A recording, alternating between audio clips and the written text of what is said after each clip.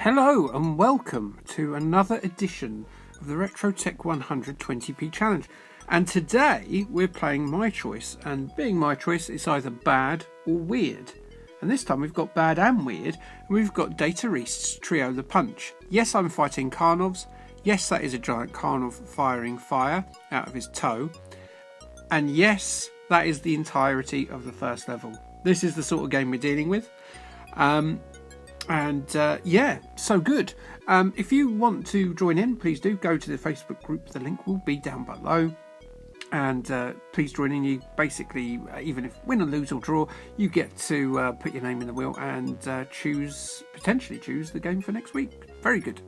The rules are basically you can have as many practice goes as you want, but as soon as you press record, that is your recorded turn. You can choose 3 characters in this game. Trio the Punch, Never Forget Me. One is a ninja, as you can see, who can fire shurikens when he's in the air, but has a very short range attack. And one is a fist fighter, who you might have seen in the thumbnail, who is the most powerful and can punch up. And the other one is a swordsman. He's got long range, but he's not much cop apart from that. But yeah, weird game. No, it didn't come out on anything else. It's actually the third part of a weird trilogy of games that the director came up with that also includes Karnov, which hence all the Karnovs in the game, and Chelnov. So there's that. Data East like doing a lot of callbacks. I think if you play Sly Spy, there's Karnovs in that, and Chelnov posters, and Dragon Ninja has got Karnov as a boss. So they like having a little nod to the past. But unsurprisingly, yeah, this didn't come out on anything because the levels on it, as I say, are very short. I'm not sure how it would have worked as a home release. It's more of a silly, and extremely silly, by the way,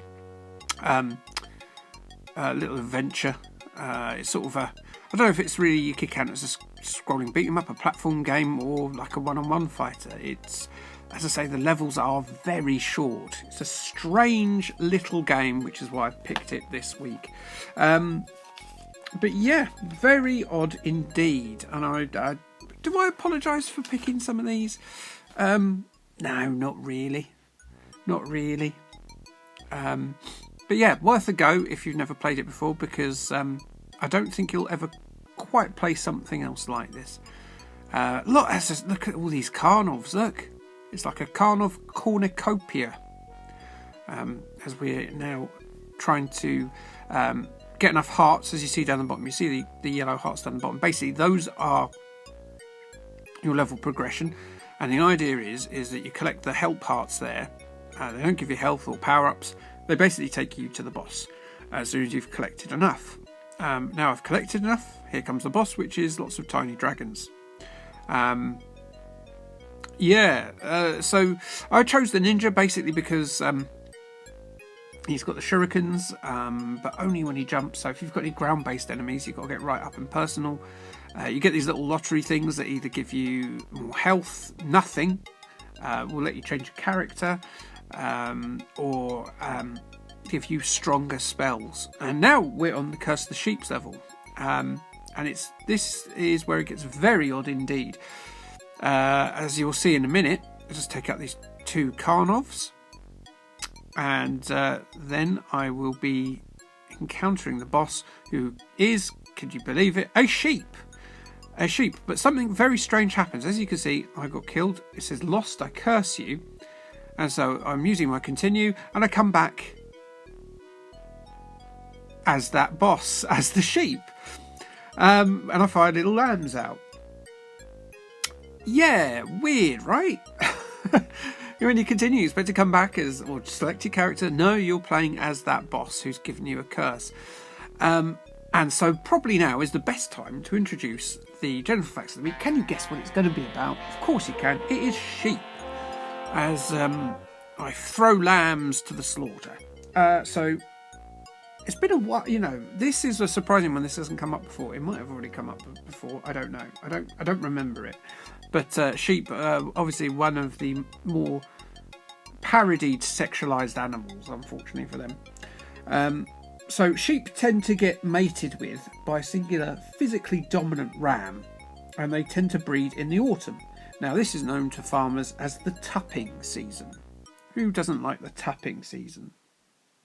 A ram will do a weird little expression when they sense a ewe is pumping out the old ready estrogens in their urine. This is known as the flamen response, and basically what happens is the flamen response is where a ram will extend its neck and curl its lip inwards, sort of like an Italian, expressing anger, or maybe lust.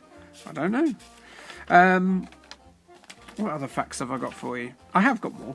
A lusty ram is a dangerous one to farmers, and farmers will often plan an escape route through the pen to get out, because the ram may well go and attack the poor old farmer.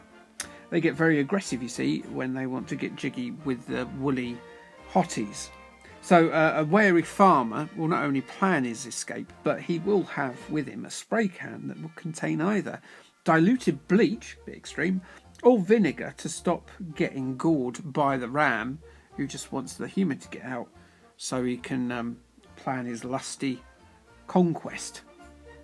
Despite their reputation as the most sexually abused animal of the animal kingdom, it is the dog and horse that are unfortunately the most likely to be abused. I guess this is down to their availability. Look at this bit, by the way. I was hiding in a tortoise shell. Tortoise shell. This is your little trainer here. You do a little fight with him. But yes, so yeah, the Welsh actually have every right to get aggrieved by English people calling them sheepshaggers. Why is this? Well, between 2007 and 2016, there were 27 incidents of animal sex abuse in Great Britain. There were none in Scotland. There were none in Northern Ireland. There were 2 in Wales, which means there was 25 in England. Now, I know England is more populous, but we're a right bunch of deviants.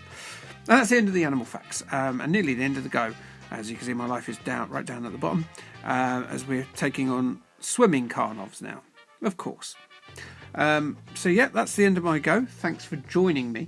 What have we got coming up on the channel this week? Well, we've got The Adventures of Buckaroo Banzai. It was a game that came out on the 8-bits based on that movie. But yeah, apart from that, nothing else to really say. Have a look at the other videos of other people taking part to see if they get any further and see any more weirdness in this game.